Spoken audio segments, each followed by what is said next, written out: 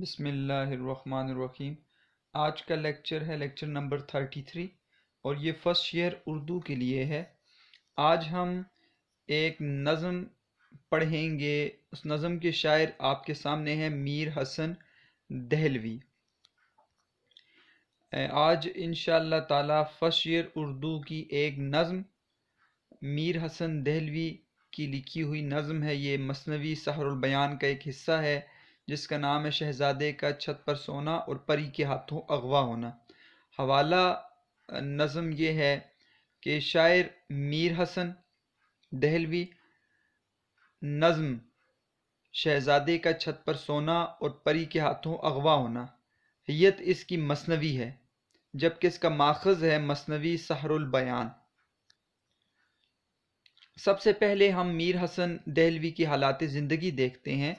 آپ یہاں پر میر حسن دہلوی کی تصویر دیکھ رہے ہیں۔ یہ جو تصویر ہے آپ کے سامنے ہے، یہ تصویر میر حسن دہلوی کی نہیں ہے۔ میر حسن دہلوی کی تصویر اس طرح کی ہے، یہ آپ کے سامنے موجود ہے اور اس سے بہت فرق ہے اس تصویر میں۔ ایک ہے میر حسن دہلوی، ایک ہے مولانا میر حسن، مولوی میر حسن۔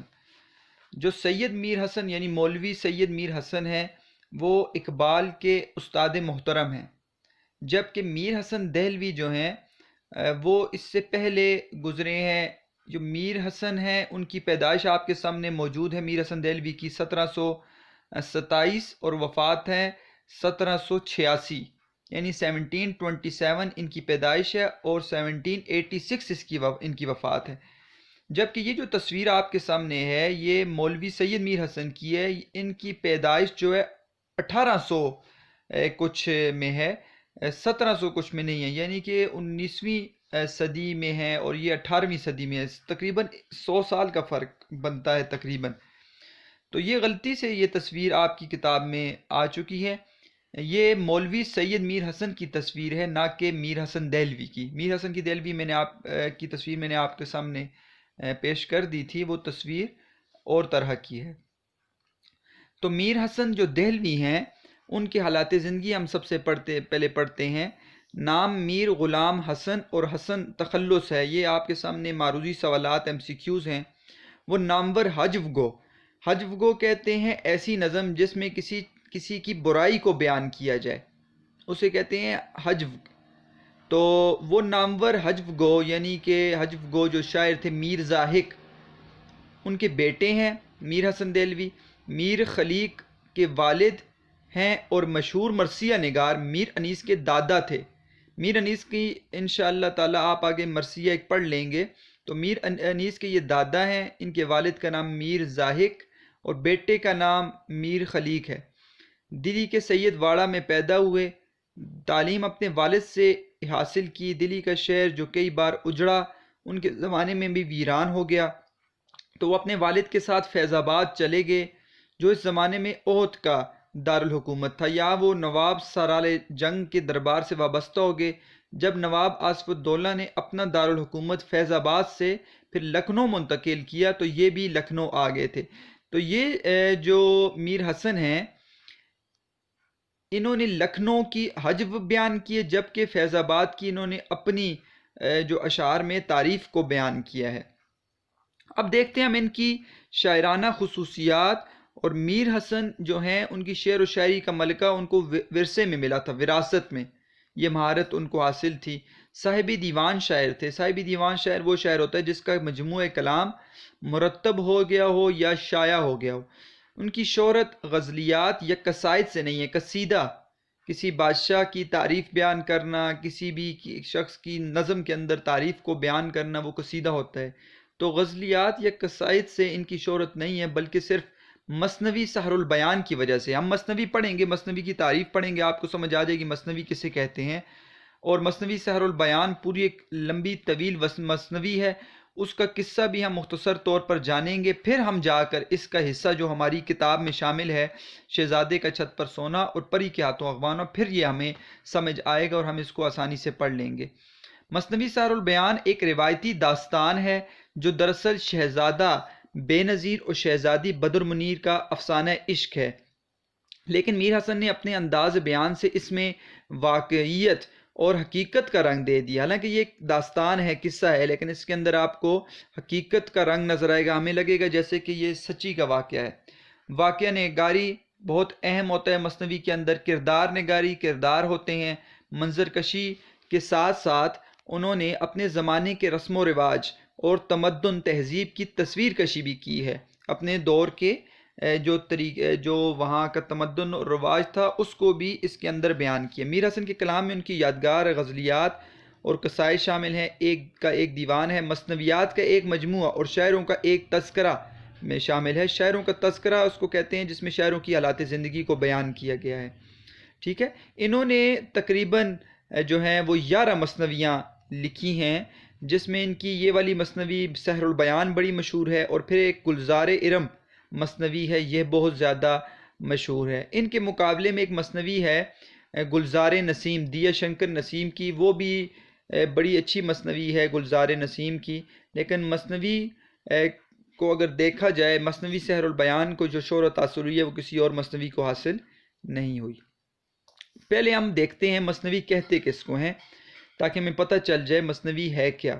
مثنوی ایک طویل نظم کو کہتے ہیں. اس کا مطلب ہے یہ نظم کی قسم ہے مثنوی، جس میں کوئی قصہ یا کوئی واقعہ تسلسل کے ساتھ بیان ہوتا ہے. اس میں ایک لمبا واقعہ، جیسے کہ داستان آپ نے سنا ہوگا، نثر کے اندر داستان ہوتی تھی، اور داستان میں آپ ما فوق الفطرت عناصر یعنی دیو، پری، جن وغیرہ کا قصہ اس میں بیان کیا جاتا تھا جو حقیقت نہیں ہوتا تھا. ناول کے اندر جب ناول آیا تو ناول کے اندر حقیقت نگاری آ گئی. نثر کے اندر، داستان کے اندر حقیقت نگاری نہیں ہوتی تھی، بلکہ ما فوق الفطرت عناصر جو ہوتے تھے ان سے کہانی کو جو ہے جوڑا جاتا تھا. تو یہ بھی مثنوی جو ایک ایسی طویل نظم ہے جس میں کوئی بھی قصہ جو ہے ایک لمبا قصہ، ٹھیک ہے، یا کوئی واقعہ تسلسل کے ساتھ بیان کیا گیا. اس کا مطلب ہے اس میں لا تعداد اشعار ہوتے ہیں. یہ کوئی 5-6 غزل کی طرح 5-6 اشعار پر مشتمل نہیں ہوتی. یہ نظم کی طرح 8-9 بند پر یا 33 بند پر اس طرح کی نظم نہیں ہوتی. یہ طویل نظم ہوتی ہے جس میں پوری ایک داستان کو بیان کیا جاتا ہے. چونکہ مثنوی میں لمبی سے لمبی بات کو تفصیل سے بیان کرنے اور ہر طرح کا مضمون ادا کرنے کی گنجائش ہے، اس لیے حالی نے اس صنف کو سب سے زیادہ کرامت بتایا ہے. اور اس بات پر اظہار افسوس کیا ہے حالی نے کہ اردو شاعری میں مثنوی کی طرف اتنی توجہ نہیں دی گئی جتنی توجہ کی یہ مستحق تھی. تو بڑی خاص بات کی ہے الطاف حسین حالی نے. واقعہ نگاری مثنوی کی سب سے اہم خصوصیت ہوتی ہے. یہ واقعات فطری بھی ہو سکتے ہیں اور فوق فطری بھی، یعنی کہ اس میں آپ حقیقت بھی بیان کر سکتے ہیں ان واقعات کے اندر، اور آپ ما فوق الفطرت عناصر یعنی دیو، پری، جن، شہزادہ، شہزادی، ان کا قصہ بھی بیان کر سکتے ہیں. مثنوی میں رزم و بزم کہتے ہیں جنگ اور عشق، یعنی جنگی حالات کا بھی تذکرہ آ سکتا ہے، عشقی کہانی، عشق بھی اس کا تذکرہ آ سکتا ہے. اخلاق و فلسفہ، ہر موضوع کی گنجائش، آپ ہر موضوع کو مثنوی کے اندر بیان کر سکتے ہیں. عشقیہ قصے بھی مثنوی کا خاص موضوع رہے ہیں، جیسے کہ یہ آپ جو پڑھ رہے ہیں مثنوی سحر البیان، یہ ایک عشق کی داستان ہے. اس سے یہ بات واضح ہو جاتی ہے کہ مثنوی کا دائرہ بہت وسیع ہے. مثنوی کا فن توضیحی فن ہے، اس میں وضاحت ہوتی ہے. یہاں غزل کی طرح رمز و کنایہ میں بات نہیں کی جاتی، اشاروں میں بات نہیں کی جاتی غزل کی طرح، بلکہ واقعات کا بیان ہوتا ہے. اس لیے بات کو وضاحت، صراحت کے ساتھ کہا جاتا ہے تاکہ واقعات آسانی کے ساتھ ذہن نشین ہوتے جائیں. تو یہاں پر ہر بات کی وضاحت آپ کو مثنوی کے اندر ملتی ہے جیسے کہ کسی کہانی کے اندر ملتی ہے. کردار نگاری، کریکٹرز بھی اس کا ایک لازمی جزو ہے، اور کردار نگاری کے لیے ضروری ہے کہ فنکار جو شاعر ہے انسانی نفسیات اور اس کی پیچیدگیوں سے پوری طرح واقف ہو. مختلف کرداروں کی زبان بھی الگ الگ ہوتی ہے، اس لیے یہ جاننا بھی ضروری ہے کہ کس موقع پر کس کردار کی زبان سے کس طرح کے الفاظ ادا ہونے چاہیے. گویا لازمی ہے کہ مثنوی نگار ایک اچھا مکالمہ نویس بھی ہو. ٹھیک ہے، تو لازمی ہے کہ وہ مکالمے کو سمجھے، کردار نگاری کے اندر کرداروں کو اچھی طرح نبھائے. مثنوی ایک بیانیہ صنف ہے، اس میں خیال مربوط رہتا ہے، ایک ہی خیال ہوتا ہے، بات سے بات نکلتی ہے اور قصہ بتدریج آگے بڑھتا ہے. گویا مثنوی ایک ایسی صنف شاعری ہے جس میں ایک طویل مربوط ربط ہوتا ہے. مربوط سے مراد ہے ربط، اور مکمل شعری کارنامہ وجود میں آنے کے امکانات موجود ہیں. یہاں ایک بات واضح کر دینا ضروری ہے کہ غزل کا شعر کم فرصتی میں بھی کہا جا سکتا ہے، یعنی کہ آپ غزل کا شعر بیٹھے ہوئے آپ لکھ سکتے ہیں، لیکن مثنوی کا معاملہ مختلف ہے، اس کے لیے کئی چیزوں کی ضرورت پڑتی ہے آپ کو، کیونکہ ایک مربوط قصہ لکھنا ہوتا ہے، تو مثنوی کا معاملہ غزل کی طرح نہیں ہے۔ مثنوی کی تہیت کیا ہوتی ہے، ترتیب کیا ہوتی ہے؟ مثنوی میں ردیف اور قافیے کی پابندی اس طرح نہیں ہوتی جس طرح غزل اور قصیدے میں ہوتی ہے۔ آپ مثنوی کے ہر شعر میں آپ اس کے دونوں مصرے ہم قافیہ ہوتے ہیں، مثنوی کے دونوں مصرے ہم قافیہ ہوتے ہیں، اور کبھی کبھی ردیف بھی اس میں آ جاتا ہے، لیکن عمومی طور پر ہر شعر اس کا ہم قافیہ ہوتا ہے، اور ہر شعر کے اندر اپنا قافیہ ہوتا ہے۔ جیسے کہ مثال کے طور پر آپ کے سامنے جیسے یہ مثنوی موجود ہے، ابھی یہ دیکھیں، ابھی مثنوی ہم دیکھ رہے ہیں یہ والی، تو اس میں آپ کو نظر آ رہا ہوگا، پہلا شعر ہے: کزارا وہ شب تھی شب چار دہ، پڑا جلوہ لیتا تھا ہر طرف ماہ، تو دہ اور ماہ یہ قوافی ہیں۔ جبکہ دوسرا آپ دیکھیں شعر: نظارے سے تھا اس کے دل کو سرور، عجب عالم نور کا تھا ظہور، تو سرور اور ظہور یہاں پر بھی دونوں قوافی ہیں، لیکن اوپر والے قافیے اور ہیں، نیچے والے قافیے اور ہیں۔ اور نیچے والے شعر کو دیکھیں: عجب لطف تھا سیر مہتاب کا، کہے تو کہ دریا تھا مہتاب کا، تو یہاں پر دیکھیں آپ کو نظر آ رہا ہے کہ مہتاب کا، تو یہ دونوں کے دونوں یہاں پر ردیف آ گئے ہیں، ٹھیک ہے۔ اور نیچے والے شعر میں آپ دیکھیں کہ ایک ہوا شہزادے کا دل بے قرار، یہ دیکھی جو وہاں چاندنی کی بہار، قرار اور بہار یہاں پر قوافی آ گئے ہیں۔ تو ہر ایک شعر جو ہے اس کا اپنا قافیہ یا ردیف ہوگا، تو قوافی اس کے ہر شعر کے مختلف ہوں گے، یہ مثنوی کی حیت ہوتی ہے۔ تو مثنوی کو ایسے آپ دیکھیں گے، ایسے لکھا جاتا ہے جیسے کہ میں نے آپ کے سامنے پیش کر دیا۔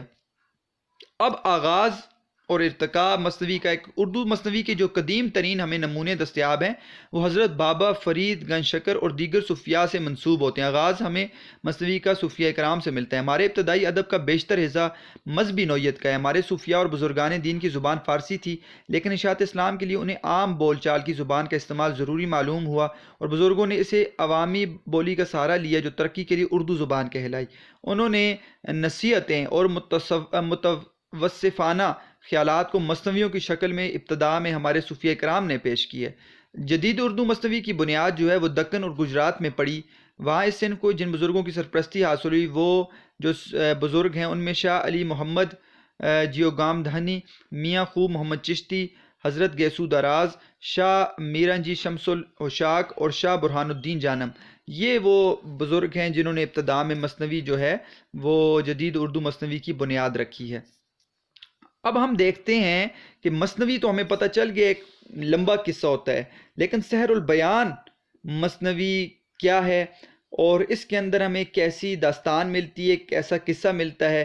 کیونکہ ہمیں اس کتاب کے اندر جو ہمارے پاس جو شہزادے کا چھت پر سونا اور پری کے ہاتھوں اغوا ہونا، یہ پوری مثنوی نہیں ہے، بلکہ مثنوی کا ایک حصہ ذکر کیا گیا ہے۔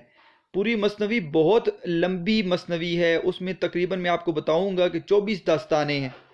24 داستانوں کو علیحدہ یعنی کہ 24 پلاٹ کے طور پر، داستان تو ایک ہے لیکن 24 پلاٹ یعنی کہ 24 جو ہے وہ مختلف عنوانات کے ساتھ پوری کہانی کو ذکر کیا گیا ہے، تو بہت لمبی مثنوی ہے۔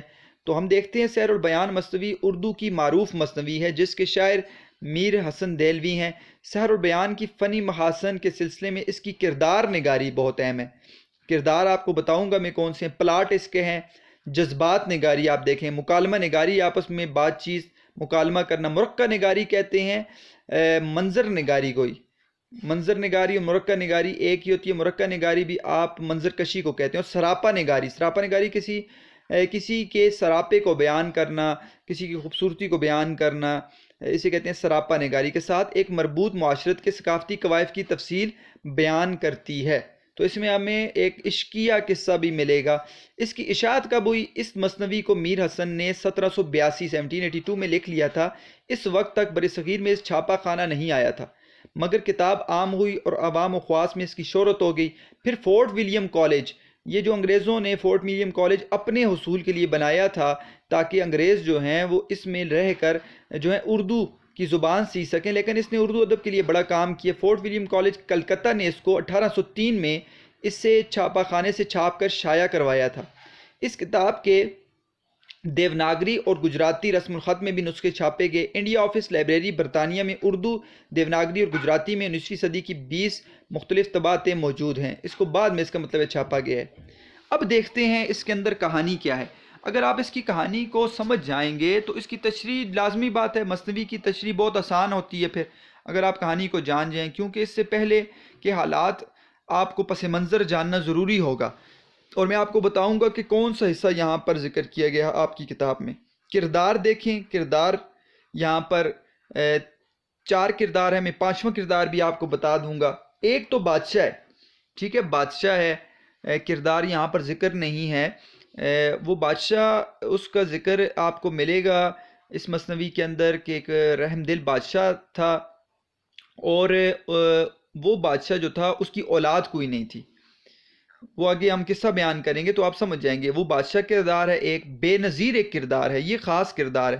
یہ اس بادشاہ کا بیٹا ہے، شہزادہ ہے، جو ملک شاہ بادشاہ کا بیٹا تھا، بہت یہ خوبصورت تھا، اپنے آپ کو حالات کے رحم و کرم پر چھوڑ دینے والا تھا۔ ماہ رخ پری، یہ ایک سمجھیں کہ جیسے کہ ولن ہوتی ہے، کوئی ہوتا ہے، تو اس طرح کا یہ کردار ہے ماہ رخ پری۔ ایک پری ہے، خوبصورتی اور حیاداری اور عشق پسندی کے ساتھ ساتھ اس کے اندر رقابت اور انتقام کا شدید جذبہ ہوتا ہے، ماہ رخ پری۔ بدر منیر جو ہے یہ سمجھیں کہ اس کی ہیروئن ہے، کسی کی یہ مرکزی کردار ہے، یہ شاہانہ یعنی کہ یہ شہزادی ہے، شاہانہ متانت، وقار، حسن و خوبی، ناز و ادا، شان و شوکت اور عیش و محبت کا پیکر ہے یہ بدر منیر۔ نجم النساء جو ہے یہ سب سے زیادہ شوق اور متحرک کردار ہے۔ یہ بدر منیر جو ہے شہزادی، اس کی سہیلی ہے نجم النساء، اور ایک جن ہے فیروز شاہ، ٹھیک ہے، اس کا کردار یہاں پر ذکر نہیں ہے، اور وہ جو ہے وہ نجم النساء پہ عاشق ہوتا ہے، تو اس کا کردار بھی اس میں بڑا اہم ہوتا ہے اس پوری کی پوری داستان میں۔ اب یہ کردار آپ نے ذہن میں رکھنے۔ اب اس کی سٹوری، کہانی کیا ہے؟ کہانی پر شروع سے تنقید کی جاتی رہی کہ اس میں کوئی نیا پن نہیں ہے، کہانی میں روایتی قصہ پیش کیا گیا۔ اب وہ قصہ کیا ہے، اس قصے کو ذرا غور سے آپ سنیے گا۔ کہ کسی ملک میں ایک بادشاہ تھا جو اپنی منصف مزاجی کی وجہ سے رعایا میں ہر دل عزیز تھا، بڑا رحم دل بادشاہ تھا۔ بادشاہ کو تمام نعمتیں میسر تھیں، مگر اولاد جیسی نعمت سے یہ محروم تھا۔ اس کی زندگی کی سب سے بڑی محرومی یہ تھی کہ اس کی اولاد نہیں تھی۔ اس محرومی و مایوسی کے عالم میں بادشاہ جو ہے دنیا ترک کر دینے کا ارادہ کر لیتا ہے۔ وہ کہتا ہے کہ میں دنیا چھوڑ رہا ہوں، بادشاہ چھوڑ رہا ہوں، میں یہاں سے جا رہا ہوں۔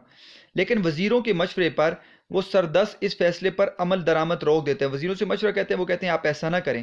شاہی نجومی ایک ہوتا ہے، بادشاہ کے ہاں وہ آتا ہے، اور وہ نجومی ان کے ہاں چاند سے بچے کی پیدائش کی خوشخبری سنا دیتا ہے کہ آپ کے ہاں ایک چاند سا بیٹا پیدا ہونے والا ہے، آپ اس کی فکر نہ کریں۔ لیکن وہ یہ بتا دیتا ہے کہ اس کی سلامتی اور زندگی میں چند خطروں کی نشاندہی وہ کرتا ہے، اور کہتا ہے آپ نے احتیاط کرنی ہے۔ اس لیے ان کو احتیاط کی تلقین کرتے ہوئے یہ کہتا ہے کہ 12 سال کی عمر تک اس کو محل کے اندر رکھا جائے، یعنی شہزادہ جب پیدا ہو جائے تو اس کے بعد 12 سال تک آپ اس کو محل کے اندر رکھیں، اس کو محل کے اوپر بھی نہیں چھوڑنا، محل کے باہر بھی نہیں چھوڑنا، یہ اس کی سلامتی کے لیے ہے۔ تو یہ نجومی ان کو بتا دیتا ہے، اور رات کھلے آسمان تلے ان کو بھی اس کو سونے نہ دیا جائے۔ کچھ عرصے بعد واقعی بادشاہ کے ہاں ایک خوبصورت لڑکا پیدا ہو جاتا ہے، اس کا نام اس کی خوبصورتی اور مردانہ وجاہت کے پیش نظر یہ بے نظیر رکھ دیتے ہیں، بے نظیر وہ شہزادہ ہو جاتا ہے۔ تمام شاہی تکلفات اور ناز و نعمت کے ساتھ 12 سال تک اسے محل کے اندر رکھا جاتا ہے، یعنی کہ 12 سال تک اس کو محل کے اندر رکھا جاتا ہے جیسے نجومی نے کہا، اور اوپر اس کو چھت پر نہیں جانے دیتے۔ مگر وہ سال کا آخری دن ہوتا ہے، یعنی آخری دن ہوتا ہے جب اس کی عمر بادشاہ کے حساب سے پورے 12 سال ہو گئی تھی۔ بادشاہ یہ سمجھتا ہے کہ آج اس کی عمر جو ہے وہ 12 سال کی ہو گئی ہے، لیکن وہ 12 سال کا آخری دن ہوتا ہے۔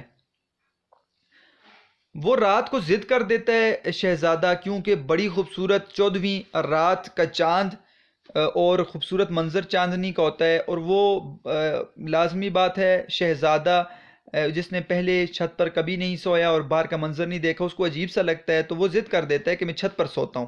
آدھی رات کے قریب جو ہے ایک ماہ رخ پری کا وہاں سے گزر ہوتا ہے، وہ ہوا سے اسے سوتے دیکھ کر اس پر عاشق ہو جاتی ہے، اس شہزادے پر، اور وہ اس کو وہ نیچے اترتی ہے، اور اس کا جو پلنگ ہے اس سمیت اسے اٹھا کر اپنے ساتھ پرستان لے جاتی ہے۔ اب شہزادے کی گمشدگی پر صبح محل میں قیامت کا منظر برپا ہو جاتا ہے، بڑی تلاش کی جاتی ہے مگر شہزادہ ملتا نہیں ہے۔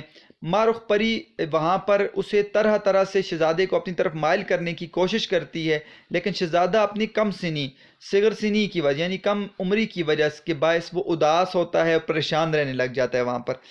اب وہاں پر جو ماہ رخ پری ہے اس کی پریشانی کو دور کرنے کے لیے اسے ایک اڑنے والا گھوڑا دیتی ہے کہ تم جاؤ اور سیر کرو۔ وہ شہزادہ اس گھوڑے پر سیر کرتے کرتے جو ہے ایک باغ میں اترتا ہے، جہاں اس کی ملاقات ایک شہزادی سے ہو جاتی ہے جس کا نام ہے بدر منیر۔ یہاں سے وہ عشق کی داستان شروع ہو جاتی ہے، دونوں ایک دوسرے کو دیکھتے ہیں اور دونوں ایک دوسرے پر عاشق ہو جاتے ہیں۔ سارے کا سارا واقعہ جو ہے شہزادہ اس بدر منیر شہزادی کو سناتا ہے، لیکن ایک دن اچانک جو ہے ایک دیوان جو ہوتا ہے وہ دونوں کو دیکھ لیتا ہے اور اس کی اطلاع جا کر ماہ رخ پری کو دے دیتا ہے کہ یہاں پر یہ معاملہ چل رہا ہے کہ ایک شہزادہ جو ہے یہ والا بے نظیر وہ شہزادی بدر منیر پر عاشق ہو چکا ہے۔ تو وہ انتہائی غضبناک غصے پر ہو کر شہزادے کو واپس آنے پر کوہکاف کے اندھے کنویں میں ڈلوا دیتی ہے۔ وہ کہتی ہے تم یہاں پر کوہکاف کے اندھے کنویں میں رہو گے اور اب تم باہر یہاں سے نہیں نکل سکتے۔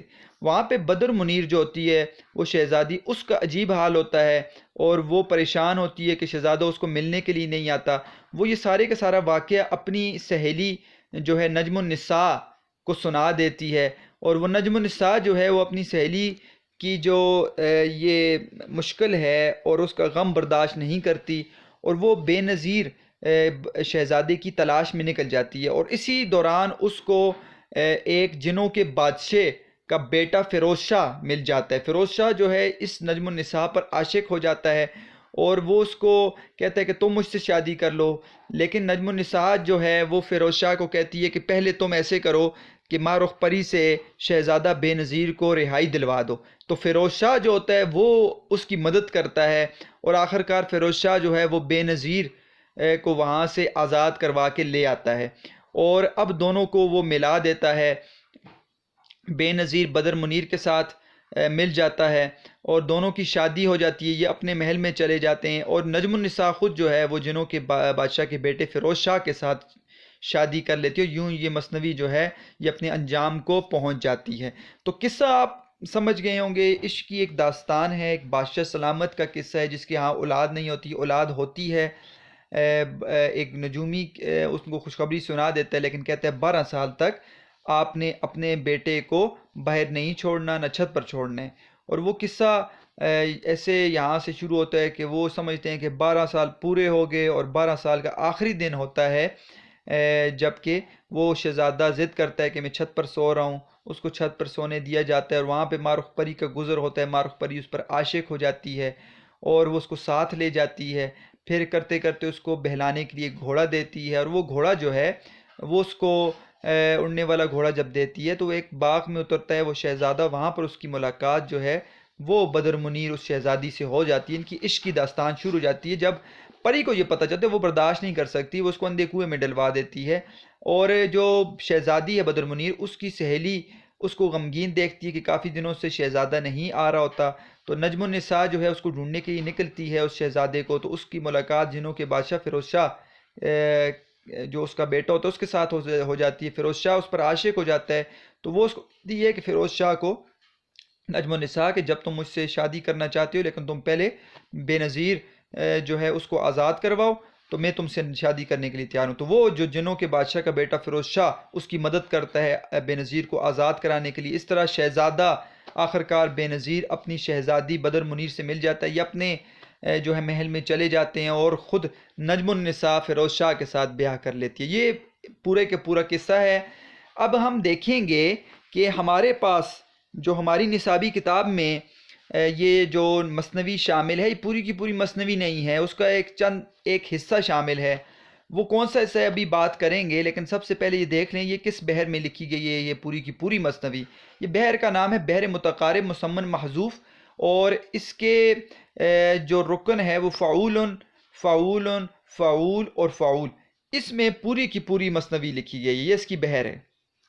اب ہم پوری کی پوری مثنوی کے اس حصے کو پڑھتے ہیں تو ذہن میں یہ رکھنا ہے کہ پورے کا پورا قصہ نہیں ہے، نہ ابتدا سے ہے نہ اس کے بعد کا ہے، صرف اور صرف یہاں پر شہزادے کا چھت پر سونا، شہزادہ جب چاندنی کا منظر دیکھتا ہے اس سے رہا نہیں جاتا، وہ چھت پر سوتا ہے، اور پری کا آنا چھت کے اوپر اور اس کو دیکھنا، پھر اس پر عاشق ہونا اور اس کو اٹھا کر پرستان لے جانا، یہ صرف اور صرف یہاں پر یہ حصہ یہاں پر اس کا آپ کو تذکرہ ملے گا۔ پورے کی پوری مثنوی آپ پڑھ سکتے ہیں، آن لائن ڈھونڈے، پی ڈی ایف فارم میں آپ پڑھ سکتے ہیں۔ داستان میں نے آپ کو سنا دی، اس کا خلاصہ میں نے سنا دیا۔ تشریح اس کی آسان ہو جائے گی اس وقت جب آپ کو پس منظر لکھنا ہوگا، یعنی کسی بھی اگر امتحان میں، بورڈ کے پیپر میں، یا آپ کے جو آپ کے کالج کے پیپرز ہوتے ہیں اس میں اگر اس کے دو اشعار آ جائیں تو یاد رکھیے گا آپ کو پس منظر لکھنا ہوگا۔ پس منظر لکھے بغیر آپ اس کی تشریح نہیں کر سکتے اس مثنوی کی۔ تو پس منظر کے لیے آپ کو جو میں نے کہانی بتائی ہے وہ کہانی آپ کو ذہن نشین کرنی پڑے گی۔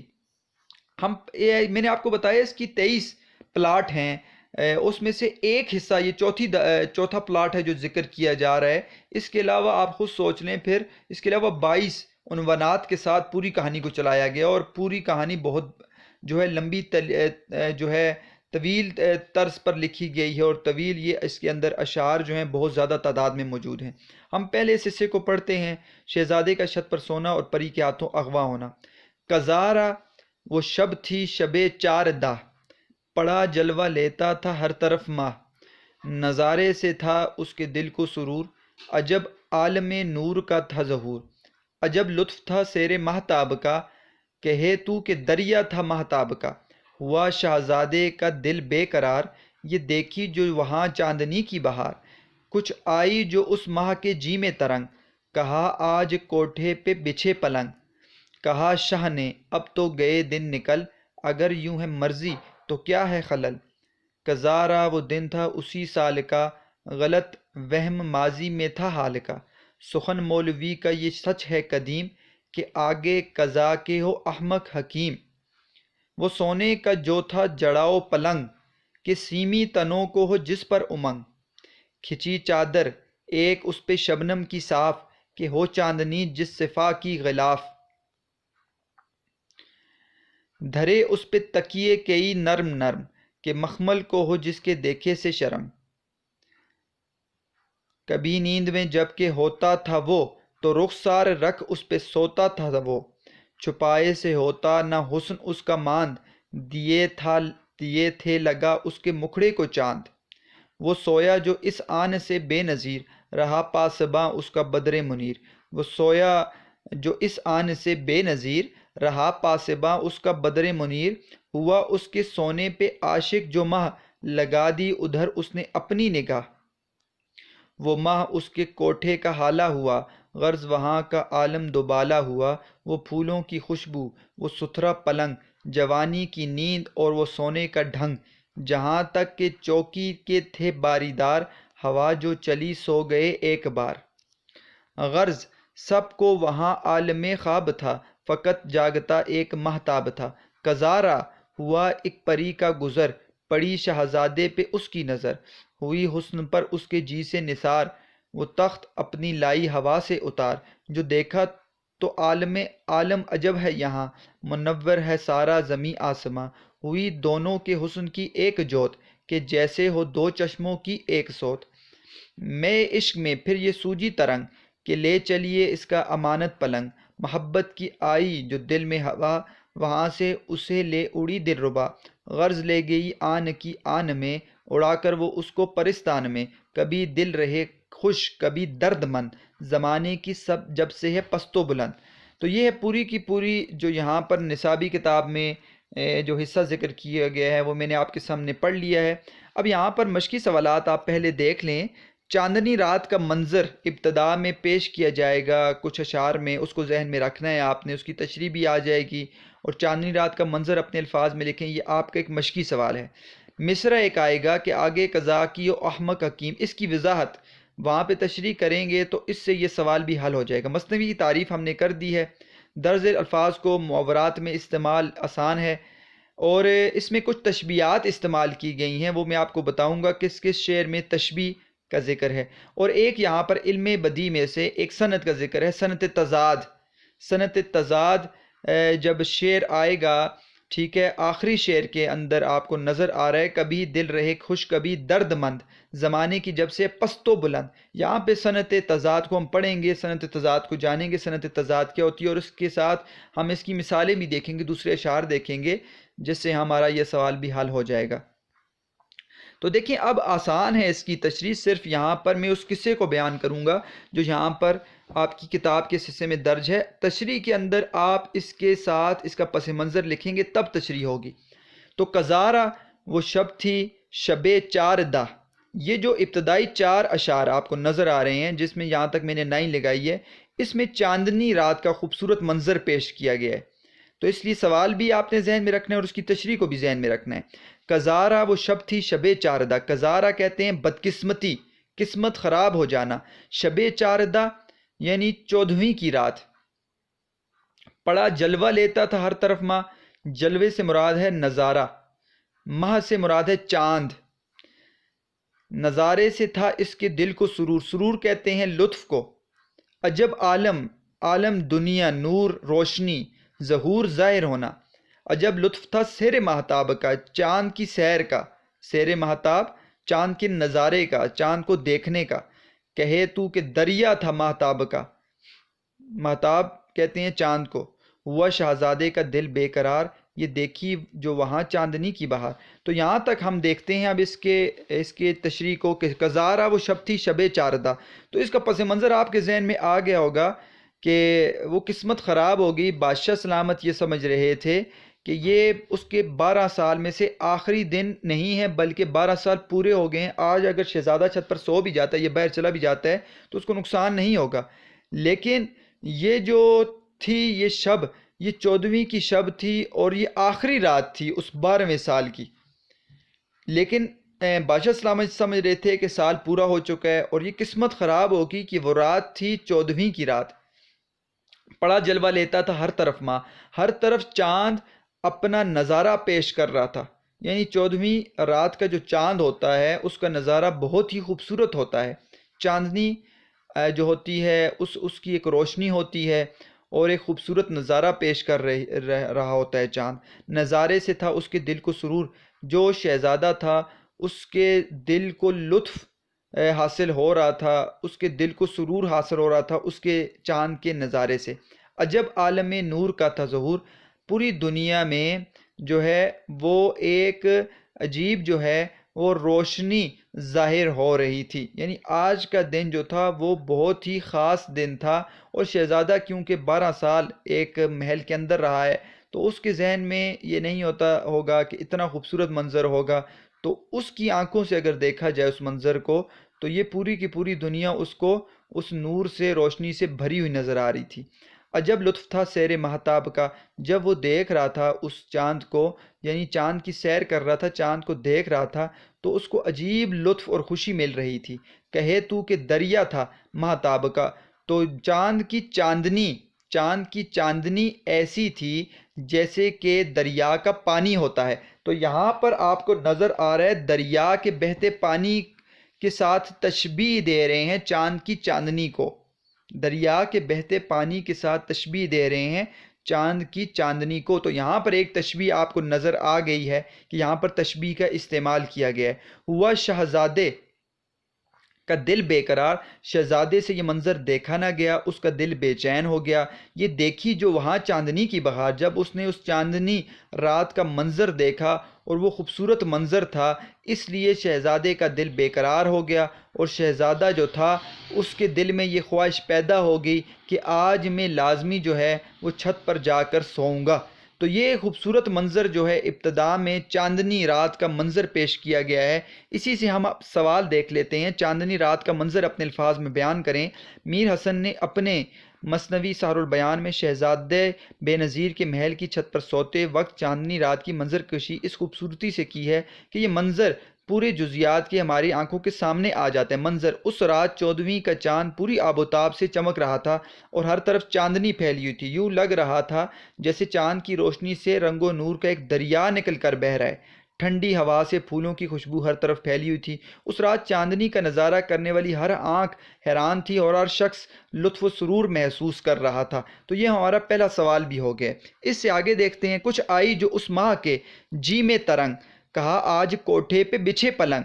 کچھ آئی جو اس ماہ کے ماہ بھی یہاں پر تشبیہ دے رہے ہیں کہ ماہ کہتے ہیں چاند کو، تو ماہ سے مراد یہاں پر شہزادہ، یعنی کہ شہزادے کو تشبیہ دے رہے ہیں چاند کے ساتھ۔ جی میں ترنگ، ترنگ کہتے ہیں شوخی کا جذبہ، تو اس شہزادے کے دل میں ایک شوخی کا جذبہ پیدا ہوا۔ اس نے کہا آج کوٹھے پر کیوں نہ میں اپنے پلنگ کو بچھا دوں اور آج اوپر جا کے سو جاؤں۔ کہا شاہ نے اب تو گئے دن نکل، اگر یوں ہے مرضی تو کیا ہے خلل۔ بادشاہ نے کہا اب تو وہ دن ختم ہو چکے ہیں، یعنی وہ 12 سال پورے ہو چکے ہیں، آج کوئی بھی خلل کا مطلب ہے رکاوٹ، آج کوئی بھی رکاوٹ نہیں ہے۔ اگر شہزادہ یہ چاہتا ہے کہ وہ چھت پر سونا چاہتا ہے تو اس کو سونے دیا جائے۔ قذارہ بدقسمتی تھی، وہ دن تھا اسی سال کا، یعنی وہی 12 سال کا آخری دن تھا، لیکن وہ بدقسمتی تھی اور جو بادشاہ سلامت تھا اس کو وہ سمجھ نہ آئی، وہ یہ سمجھ رہے تھے 12 سال پورے ہو چکے ہیں۔ غلط وہم ماضی میں تھا حال کا، یعنی کہ ان کو یہ وہم تھا کہ یہ جو ہے یہ ماضی اس کا دل نے بلکہ حال ہے، یعنی کہ آج دن جو ہے وہ نیا ہے، اور ان کے ذہن میں یہ تھا کہ جو ماضی کے دن ہیں 12 سال کے، وہ سارے کے سارے دن گزر چکے ہیں، اور انہوں نے حال کو سمجھ کر، یعنی کہ وہ نیا دن سمجھ کر، 12 سال کے بعد والا دن سمجھ کر اس وہم ان کو ہو گیا تھا اور انہوں نے یہ غلطی کر دی تھی۔ سخن مولوی کا یہ سچ ہے قدیم کہ آگے قضا کے ہو احمق حکیم۔ اس شعر کے اندر ایک سوال ہے اور اسی سوال کو ہم دیکھ لیں گے۔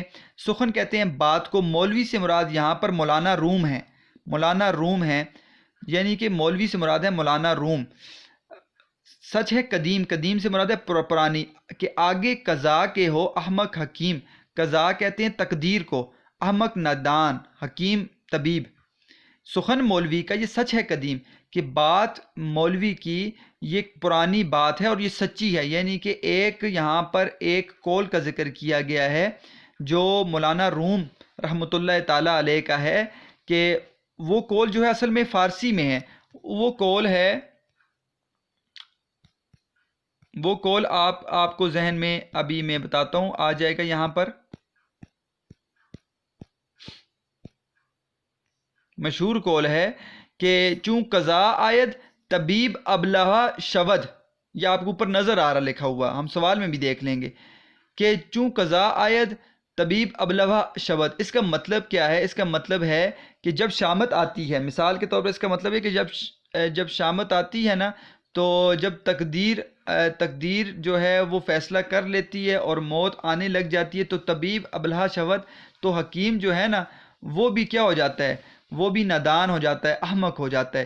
یعنی کہ جب انسان کے ساتھ مثال کے طور پر، اب دیکھیں حکیم جو ہوتا ہے، یہ ڈاکٹر ہوتا ہے، اس کا کام ہوتا ہے زندگی کو بچانا، لیکن اگر زندگی ہی نہیں ہے اور تقدیر میں موت لکھی ہوئی ہے، تو لازمی بات ہے وہ بعض اوقات ایسا ہوتا ہے کہ جو حکیم ہوتا ہے، بڑا مانا ہوا ڈاکٹر یا حکیم ہوتا ہے، وہ غلط دوائی دے دیتا ہے، اور اس کی دوائی بھی جو ہے وہ کرامت ثابت نہیں ہوتی، کیونکہ قضا کے آگے جو ہے وہ حکیم بھی احمق ہو جاتا ہے، تقدیر کے آگے کوئی بھی بندہ بول نہیں سکتا۔ تو اس کو لایا کیوں ہے؟ پہلے یہ سمجھ لیں کہ اب قضا میں تھا، تقدیر میں یہ تھا، تو اچانک اب دیکھیں لازمی بات ہے بادشاہ کے ذہن میں ہونا چاہیے تھا کہ 12 سال ابھی آخری دن ہے، لیکن اب تقدیر کا فیصلہ تھا کہ یہ ہونا تھا، تو اس لیے وہ بادشاہ اس سے وہ فیصلہ ہو گیا اور اس کو ذہن میں یہ پڑ گیا کہ آج تو 12 سال جو ہیں وہ پورے ہو چکے ہیں، اگر حالانکہ وہ 12 سال کا آخری دن تھا۔ تو یہاں پہ ہے سخن مولوی کا یہ سچ ہے قدیم، کہ بات جو ہے مولوی کی، مولانا روم کی، وہ پرانی بات اور سچ ہے کہ آگے قضا کے ہو احمق حکیم، کہ تقدیر کے آگے جو ہے وہ حکیم بھی نادان ہو جاتا ہے، تقدیر کے آگے حکیم بھی کیا ہو جاتا ہے؟ نادان ہو جاتا ہے۔ اور ایک کہاوت یہ بھی ہے کہ جب شامت آتی ہے تو عقل جاتی رہتی ہے، جب انسان کی شامت آتی ہے نا تو پھر عقل کام نہیں کرتی۔ سوال یہاں پر دیکھ لیتے ہیں، اس مصرے کی وضاحت کریں کہ آگے قضا کے احمق حکیم۔ میر حسن کی مثنوی سار البیان کا ایک شعر کچھ اس طرح سے ہے کہ سخن مولوی کا یہ سچ ہے قدیم کہ آگے قضا کے احمق حکیم۔ اس شعر کا دوسرا مصرع فارسی کے مشہور شاعر مولانا روم کے مصرے کا اردو ترجمہ ہے۔ فارسی میں اصل مصرع کچھ اس طرح سے ہے کہ چوں قضا آیت طبیب ابلہا شود۔ ترجمہ: جب تقدیر کا لکھا پیش آتا ہے تو حکیم جو ہے وہ بھی احمق بن جاتا ہے۔ اس کا مطلب یہ ہے کہ جب موت کا مقررہ وقت آ پہنچتا ہے تو طبیب مرض کی تشخیص غلط کرتا ہے اور غلط دوا تجویز کرتا ہے۔ حکمت اور تدبیر تقدیر کے آگے بے بس ہو جاتی ہے۔ تو ہمارا یہ سوال بھی ہو گیا، اب ہمارے لیے آسان ہو گیا ہے، اس کی تشریح کو ہم آسانی سے اب حل کر سکتے ہیں، اس کی تشریح ہمارے لیے مشکل نہیں ہوگی۔ وہ سونے کا جو تھا جڑاؤ پلنگ کہ سیمی تنوں کو جس پر امنگ۔ وہ سونے کا جو تھا جڑاؤ کہتے ہیں قیمتی جواہرات سے جڑے ہوئے، یعنی کہ جو پلنگ تھا جس پر وہ سونے جا رہا تھا اس کے اوپر قیمتی ہیرے جواہرات جو ہیں وہ جڑے ہوئے تھے کہ سیمی تنوں کو ہو جس پر امن۔ سیم تن کہتے ہیں چاندی جیسا، سیم تن چاندی جیسا جسم، کہ یہاں پر جو شہزادہ ہے اس کی جسم سراپا نگاری بیان کر رہے ہیں کہ جو شہزادے کا جسم تھا وہ چاندی جیسا جسم تھا اور اس پر اس کو امنگ تھی، جذبہ تھا، یعنی کہ اس کا دل کر رہا تھا کہ میں اس خوبصورت جو ہے وہ سونے کے پلنگ پر جا کر میں آرام کروں اور سو جاؤں کہ سیمی تنوں کو ہو جس پر امنگ، کہ جس پر جو ہے جذبہ اس کا ابھرے گا سونے کا اور شہزادے کو اس پر سونا اچھا لگے گا۔ وہ چاندی جیسا جسم ہے اور وہ جس پلنگ پر سو رہا ہے اس پر باقاعدہ قیمتی ہیرے جواہرات جڑے ہوئے ہیں۔ کھچی چادر ایک اس پہ شبنم کی صاف کہ ہو چاندنی جس صفا کی غلاف۔ یہاں پر بھی تشبیہ ہے دوسرے مصرے کے اندر، کھچی چادر ایک اس پہ شبنم کی صاف۔ یہاں پر ایک تو یہ بتایا ہے کہ اس پر جو چادر ڈالی گئی تھی اس پلنگ پر وہ اتنی صاف تھی جس طرح شبنم کے قطرے صاف ہوتے ہیں۔ کھچی چادر ایک اس پہ شبنم کی صاف، یعنی کہ وہ چادر اتنی صاف تھی جو اس پر ڈالی گئی تھی جس طرح شبنم کے قطرات صاف ہوتے ہیں۔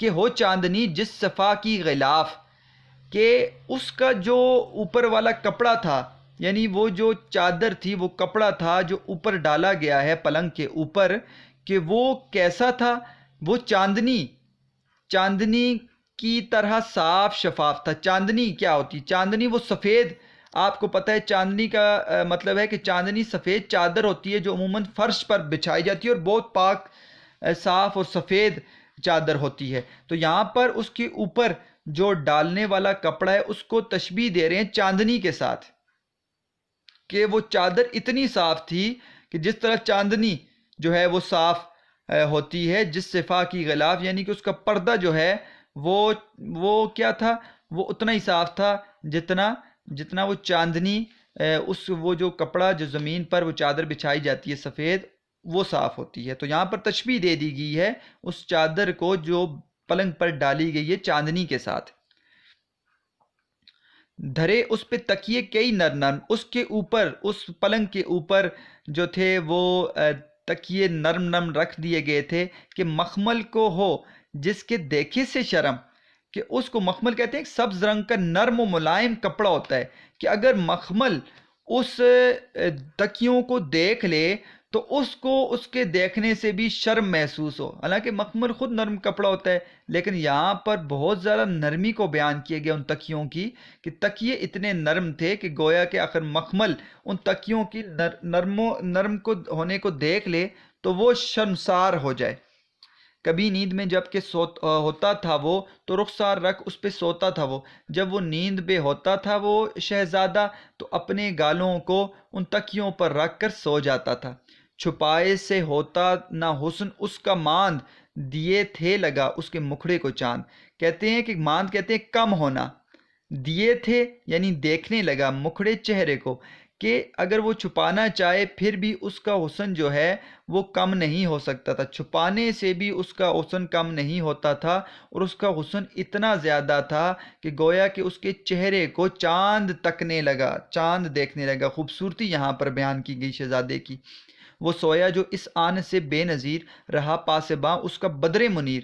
کہتے ہیں کہ وہ سویا اس شان و شوکت سے، بے نظیر اس شان و شوکت سے سو رہا تھا کہ اس کی حفاظت کرنے والا، پاسباں حفاظت کرنے والا اس کا بدر منیر۔ بدر منیر یہ شہزادی یہاں پر نہیں ہے، بلکہ یہاں پر بدر سے مراد کیا ہے جی؟ ماہ منیر، یعنی روشن چاند۔ تو وہ جو روشن چاند ہے وہ اس کی حفاظت کر رہا تھا۔ ہوا اس کے سونے پہ عاشق جو ماں، لگا دی ادھر اس نے اپنی نگاہ، شہزادہ اتنا خوبصورت تھا کہ اس کے سونے پر جو چاند ہے وہ عاشق ہو گیا تھا، اس کو دیکھ رہا تھا اور لگا دی ادھر اس نے اپنی نگاہ، گویا کہ وہ بھی شہزادے کو جو ہے آنکھیں پھاڑ پھاڑ کر دیکھ رہا تھا کہ شہزادہ اتنا زیادہ خوبصورت ہے۔ وہ ماں اس کے کوٹھے کا حالہ ہوا، غرض وہاں کا عالم دوبالا ہوا۔ وہ ماں، وہ چاند اس کے کوٹھے کا حالہ ہوا، جس چھت پر شہزادہ سو رہا تھا اس کے گرد دائرہ بنا لیا۔ حالہ وہ چاند کا دائرہ ہوتا ہے، روشنی کا جو چاند بنا لیتا ہے، گویا کہ اس نے اپنی ساری کی ساری روشنی جو ہے اس شہزادے کے کوٹھے پر جو ہے وہ پھیلا دی۔ تو وہ ماہ جو ہے وہ چاند اس کے کوٹھے کا دائرہ بن گیا، غرض وہاں کا عالم دوبالا ہوا۔ تو وہاں کا جو منظر ہے، عالم منظر، ٹھیک ہے، دوبالا، وہ بہت زیادہ خوبصورت ہو گیا، دگنا ہو گیا۔ ایک شہزادہ خوبصورت، اوپر سے پلنگ خوبصورت، اوپر سے چاندنی رات کا منظر، تو ہر طرف آپ کو جو ہے وہ جو ہے خوبصورت جو ہے منظر پیش کرنے لگا۔ وہ سارے کا سارا منظر بہت ہی خوبصورت تھا۔ وہ پھولوں کی خوشبو، وہ ستھرا پلنگ، وہاں پر قریب جو پھول تھے ان کی خوشبو جو ہے وہ بہت ہی خوبصورت خوشبو جو ہے وہ آ رہی تھی ان کی۔ وہ ستھرا پلنگ، اور پلنگ بھی صاف ستھرا تھا، جوانی کی نیند اور وہ سونے کا ڈھنگ۔ ایک تو شہزادہ جوان تھا، اس کی جوانی کی نیند تھی، اور اس کا سونے کا طریقہ بھی تھا، وہ بھی جو تھا وہ بھی بہت خوبصورت تھا۔ جہاں تک کہ چوکی کے تھے باریدار، ہوا جو چلی سو گئے ایک بار۔ کہتے ہیں اس چوکی کے، یعنی کہ اس کے جو پہرے دار تھے، اس کے وہاں پر جو پہرے دار تھے اس محل کے اندر، تو وہ اچانک ان کو غنودگی آئی، ہم اس کو غنودگی کہتے ہیں، اچانک ان کو غنودگی، ہوا جو چلی یعنی ان کو غنودگی آئی، ایسا جو ہے ان پر غنودگی چھائی کہ وہ دونوں جو ہیں سارے کے سارے جو ہیں وہاں کے باریدار، پہرے دار، پاسبان، وہ چوکی کے رہنے والے، اس محل کے رہنے والے، وہ اچانک سو گئے۔ غرض سب کو وہاں عالم خواب تھا، وہاں پر ہر بندہ جو ہے وہ نیند کی حالت میں چلا گیا تھا۔ فقط جاگتا ایک ماہتاب تھا، جو ایک جاگ رہا تھا، وہ صرف اور صرف چاند جاگ رہا تھا۔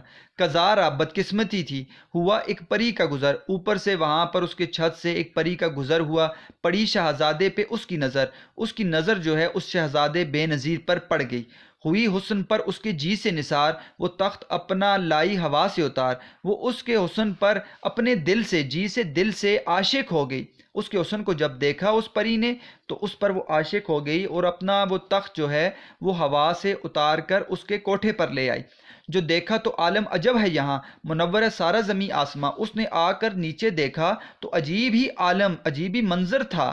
منور ہے، روشن ہے سارا زمیں آسماں، زمین بھی منور ہے، روشن ہے، اور آسمان بھی روشن ہے۔ آسمان پر چاند اپنی چاندنی بکھیر ہے، اور زمین پر جو ہے وہ شہزادے کی خوبصورتی ہے۔ ہوئی دونوں کے حسن کی ایک جوت، کہ جیسے وہ دو چشموں کی ایک سوت۔ یہاں پر بھی ایک تشبیہ بیان کی گئی ہے کہ دونوں کے حسن کی ایک جوت، جوت کہتے ہیں روشنی کو، اور سوت کہتے ہیں، سوت اصل میں کہتے ہیں وہ ایک جگہ جہاں سے دو چشمے پھوٹ جائیں، ایک ہی جگہ اور وہاں سے دو چشمے پھوٹ جائیں۔ ہوئی دونوں کے حسن کی ایک جوت، یہاں پر جو پری تھی وہ بھی خوبصورت تھی اور شہزادہ بھی خوبصورت تھا، تو ہوئی دونوں کے حسن کی ایک جوت، کہ دونوں کے حسن کی ایک جوت سے مراد ہے کہ پری بھی خوبصورت اور شہزادہ بھی خوبصورت، تو دونوں کے حسن کی ایک روشنی بن گئی، ایسی روشنی بن گئی کہ جیسے ہو دو چشموں کی ایک سو، جیسے کہ ایک دو چشمے ہوتے ہیں ان کے بہنے کا راستہ ایک ہو جاتا ہے، اسی طرح دونوں کی خوبصورتی ایک ہو گئی، یعنی کہ اب وہ ایک علیحدہ خوبصورتی کا منظر وہ چھت پیش کر رہا تھا۔ تو یہاں پر ان دونوں کی خوبصورتی کو دو چشموں کی خوبصورتی کے ساتھ ملایا گیا ہے، جس کا راستہ نکلنے کا ایک ہوتا ہے۔ مہ عشق میں پھر یہ سوجی ترنگ، کہ اس کو عشق کے نشے میں، اس کو عشق ہو گیا تھا اس شہزادے کے ساتھ، اس کو ایک شرارت سوجی، اس کو ایک خیال ذہن میں آیا کہ لے چلیے اس کا امانت پلنگ، کہ کیوں نہ اس کے پلنگ کو حفاظت کے ساتھ اٹھا کر ہم پرستان لے جائیں۔ محبت کی آئی جو دل میں ہوا، اس کے دل میں محبت کی خواہش پیدا ہوئی، ہوا یہاں سے خواہش ہے، وہاں سے اسے لے اڑی دل ربا، وہ دل ربا دلکش خوبصورت مراد ہے یہاں سے، تو دل ربا جو ہے وہ پری جو ہے ماروخ، اس کو اٹھا کر وہاں سے جو ہے وہ پرستان لے گئی، غرض لے گئی آن کی آن، اس کو ایک دم میں وہاں سے وہ اٹھا کر لے گئی، اڑا کر وہ اس کو پرستان میں لے کر چلی گئی۔ تو یہ یہاں پر وہ قصہ بیان کیا گیا ہے جہاں پر شہزادہ چھت پر سویا ہے اور پری اب اس کو اٹھا کر اغوا کر کے پرستان لے گئی ہے. کبھی دل رہے خوش کبھی درد مند، کبھی دل خوش ہوتا ہے کبھی غم میں ہوتا ہے، زمانے کی جب سے پست و بلند، زمانے کی اونچ نیچ، ٹھیک ہے، نشیب و فراز ہم جس کو کہتے ہیں، وہ لگے ہوئے ہیں کہ انسان کبھی خوش ہوتا ہے اور کبھی غم میں چلا جاتا ہے. گویا کہ یہ اشارہ ہے اس بادشاہ کی طرف کہ ایک وقت تھا وہ غم میں تھا، دوبارہ اس کو خوشی مل گئی اپنے بیٹے کی، لیکن اب جب اس کو حالات پتہ چلیں گے کہ وہ اغوا ہو گیا تو دوبارہ وہ جو ہے وہ غم میں چلا جائے گا. تو اس شعر کے اندر جو آخری ہے کبھی دل رہے خوش کبھی درد مند، زمانے کی جب سے پست و بلند، اس کے اندر ایک سوال ہے، وہ ہے تضاد. ٹھیک ہے، صنعت تضاد کیا ہوتی ہے ہم اسے پڑھ لیتے ہیں. تضاد کہتے ہیں شعر میں ایسے الفاظ کو ایک ساتھ لایا جائے جن میں با اعتبار معنی تضاد یعنی ضد پائی جائے، معنی کے اعتبار سے جس کے اندر ضد پائی جائے. آسان ہے، مشکل نہیں ہے. آپ متضاد الفاظ کہیں پر دیکھیں شعر کے اندر تو وہ اس کے اندر صنعت تضاد ہوگی. یہ شاعری میں سب سے زیادہ استعمال ہونے والی صنعت ہے. اس کو تکافؤ طباق بھی کہتے ہیں. اس کی ایک مثال یہ ہے، آپ مثال دیکھ لیں، اسے فکر کیا سزا و جزا کی تیری آرزو جس نے صبح و مسا کی. تو اس شعر میں آپ کو نظر آ رہا ہے صبح اور مسا کہتے ہیں شام کو، یعنی صبح اور شام کا تذکرہ لے آنا یہاں پر صنعت تضاد ہے. ایک اور مثال آپ دیکھ لیں، امیر شہر کو اس سے غرض کیا فقیر شہر کب سے در بدر ہے. امیر اور فقیر یہاں پر صنعت تضاد ہے. ایک اور شعر ملاحظہ کر رہے ہیں، ایک سب آگ ایک سب پانی، دیدہ و دل عذاب ہیں دونوں. دیدہ یعنی آنکھوں کو کہتے ہیں. تو ایک سب آگ ایک سب پانی، دیدہ و دل عذاب ہیں دونوں. آگ اور پانی صنعت تضاد ہیں، یہ دونوں مختلف ہیں اور ایک دوسرے کے متضاد ہیں. تو یہ اس کی وضاحت ہے. آپ 2 مثالیں یا 3 مثالیں لکھ سکتے ہیں. تو تضاد ضد سے ہے، مخالف ہونا، یہ اس کا لغوی مطلب ہے. اصطلاحی مطلب آپ کے سامنے آ گیا ہے. آپ 2 مثالیں لکھیں اور پھر اس کی وضاحت بیان کر کے آسانی سے یہ سوال کر سکتے ہیں. تو یہ آج ہمارا پورے کا پورا یہ جو سبق تھا نظم کا یہ پورا ہو چکا ہے. اس میں ہم نے ساری کی ساری چیزوں کو اچھی طرح سے دیکھ لیا ہے، تشریح سمجھ گئی، اور خصوصاً جو اس کی کہانی ہے وہ بہت اہم ہے. تو کہانی آپ جب سمجھ جائیں گے اور مثنوی کو سمجھ جائیں گے کہ مثنوی سحر البیان کے اندر ہے کیا، تو آپ کے لیے اس نظم کی تشریح کو کرنا مشکل نہیں ہے اور اس کے سوالات کو آپ نے حل کرنا آپ کے لیے مشکل نہیں. سوالات بھی بہت آسان ہیں کہ چاندنی رات کا منظر آپ نے بیان کرنا ہے اور وہ احمق حکیم چوں قضا آید طبیب ابلہا شود، مولانا روم کا جو مشہور ایک قول ہے اس کا ذکر کیا گیا ہے، وہ سوال ہے. اس طرح صنعت تضاد کا سوال ہے اور خلاصہ آپ کے سامنے اس نظم کا آسان ہے. اور مرکزی خیال آپ اگر نکالنا چاہیں تو آپ کو پتہ ہے مثنوی سحر البیان کا مرکزی خیال اس کے اندر ایک داستان کو بیان کیا گیا ہے جو ایک عشق کی داستان ہے. تو مجھے امید ہے آج کی یہ نظم آپ کو اچھی طرح انشاءاللہ سمجھ آ گئی ہوگی. دیکھیں میں چھوٹی ویڈیوز بھی بنا سکتا ہوں کہ جو آدھے گھنٹے سے کم ہو، 15 منٹ 20 منٹ کی ہوں، لیکن اصل چیز یہ ہے کہ میں چاہتا ہوں آپ پورے کے پورے سبق کو اچھی طرح سے سمجھ جائیں. ایک یہ کہ آپ مختصر سمجھ لیں، اس سے آپ کا امتحانی نقطہ نظر سے آپ بات کو نہیں سمجھیں گے. میں تشریح کو بھی سمجھا رہا ہوں آپ کے لیے، آپ کو ساری باتیں سمجھا رہا ہوں، ساتھ ساتھ مشقی سوالات بھی لے کر چل رہے ہیں تاکہ آپ کے لیے کل کے دن اچھے طریقے سے آپ لیکچر جب سن لیں تو آپ کے لیے امتحانی پرچہ وہ مشکل نہ ہو. انشاءاللہ امتحانی پرچے کو بھی حل کرنے کا پورا طریقہ انشاءاللہ میں کسی دن آپ کے ساتھ شیئر کروں گا، وہ بہت ضروری ہوتی ہے. باقی آپ ان لیکچرز کو اب باقاعدہ پلے لسٹ میں دیکھ سکتے ہیں.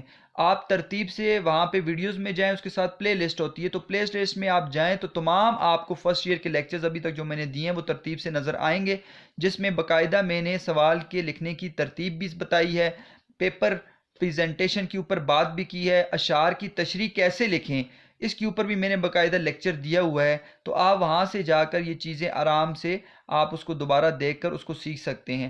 تو اگر آپ کا کوئی بھی سوال ہو تو آپ کے سامنے یہ نمبر ہے 0314504140. اس نمبر کے اوپر آپ مجھ سے رابطہ کر سکتے ہیں، واٹس ایپ کر سکتے ہیں اور اپنے سوالات کے جوابات آپ پوچھ سکتے ہیں کہ کوئی بھی آپ کے ذہن میں سوال ہے. اور اس کے ساتھ ساتھ اگر آپ کو نوٹس چاہیے ہو تو پھر بھی آپ مجھ سے رابطہ کر سکتے ہیں.